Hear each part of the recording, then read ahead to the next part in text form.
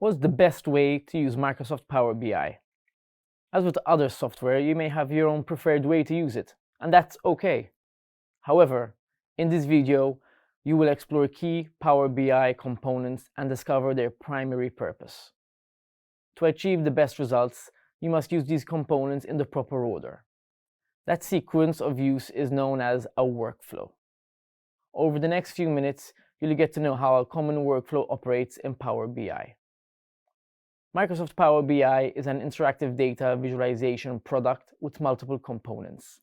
You use its components and its rich visualization features to create meaningful reports from different data sources and types of data. Let's explore the details of Microsoft Power BI's three main components: Power BI Desktop, Power BI Apps, and Power BI Service. Power BI Desktop is a Windows-based desktop application that is mainly used by data analysts or report designers to clean, transform, and load data, create a data model, design reports, and publish these reports. Power BI Desktop uses Power BI Connector to access various data types and data sources. Connectors allow you to read data from various sources.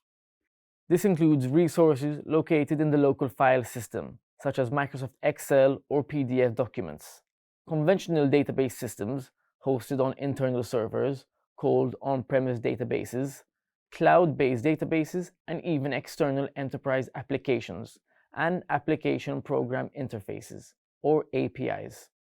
Power BI Service is the cloud-based BI service, or software as a service, part of Power BI.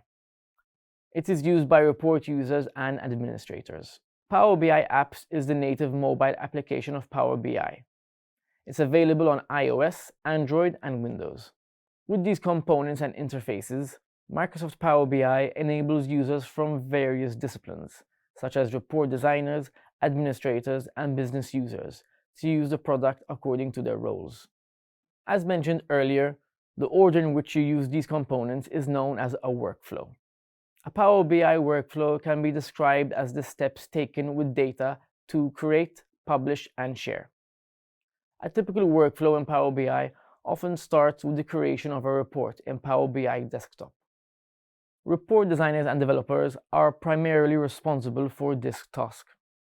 When the report is ready, you publish it to the Power BI service, where administrators can assign permissions and specific users can consume the report. Now, let's examine each step of the workflow in more detail. Create is about importing data and creating a report. This step is when you import your data sources into Power BI Desktop. Clean, transform, and load your data in order to have targeted data for your reports.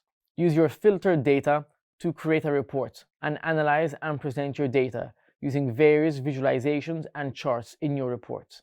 Then you move on to the publish step of the workflow, where you publish reports and create dashboards.